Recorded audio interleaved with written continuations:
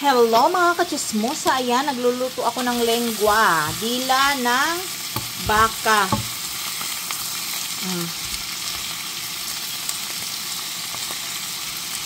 Ayan.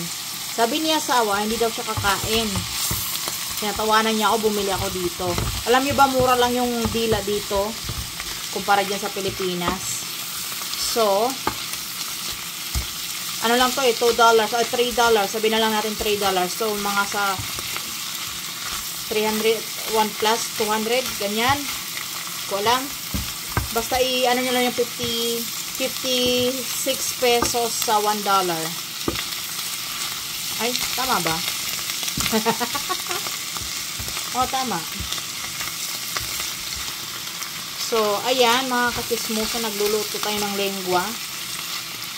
First time in my life. Lengua ang lulutuin ni kakismosa niyo.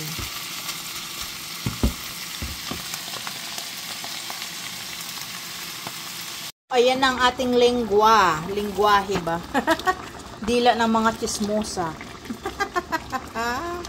O, diba? Sabaw pa lang ang sarap. Natikman ko kasi. So, konting kimbot pa. Kailangan medyo malapot yung sabaw.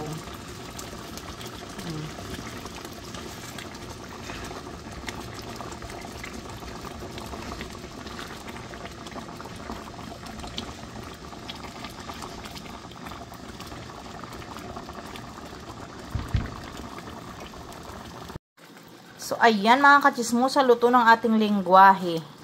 Lengguahe. O, diba?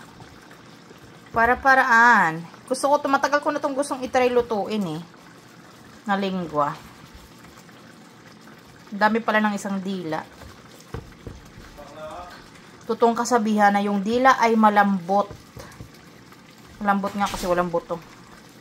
Pero madali lang siya palambutin. Nilagay ko lang siya sa pressure cooker. And shala.